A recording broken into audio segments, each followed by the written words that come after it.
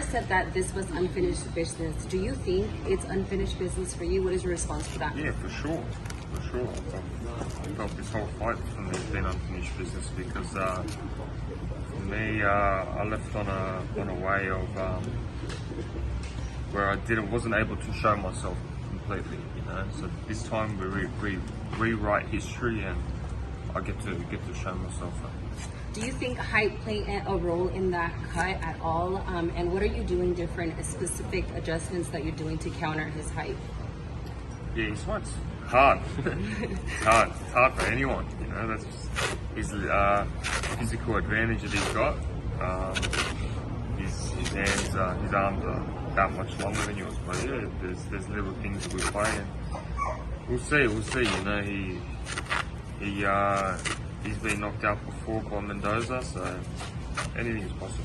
How have you been training this time around for Fundora the second time around, and on your side of your training camp? Just maybe a bit smarter, working out different game plans. Yeah, sticking to the plan. You mentioned Brian Mendoza. Have you been studying that fight at all? Have you been looking at fight over to see what you can get from that? I don't really rewatch it. Okay. I've rewatched the knockdown. It's pretty good. You got him pretty good. So yeah, I've shared the ring 12 rounds with him, so I know enough of him. All right. Are you excited to be fighting here in Vegas versus Australia? What do you think is the difference in that? It's hard to say, you know. Like I'm fighting at MGM. It's quite an iconic stage, and like it's a young kid's dream to be fighting at this level. So for that, I'm excited. But at the same time, fighting in Australia, when you walk out and you've got 15,000 people screaming out, everyone behind you, it's pretty unreal, you know. Like a lot of boxers get to fight in different undercards and different levels, but to be fighting in Australia when you're coming out to everyone with you, it's pretty unreal. It hits different, I'm pretty sure. Have you given any thought on what's next for you if you take home the belt on July? Yeah, I used to always try envision a little bit too much. This time it's just Fundora focused. Okay.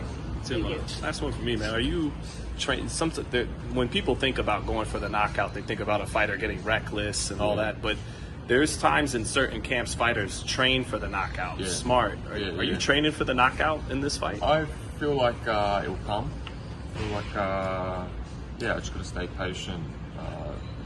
Back maybe a year ago, I was maybe going too much for it, you know. And unfortunately, with boxing, you can't be doing that, especially at the very top level. So when it comes, it will come.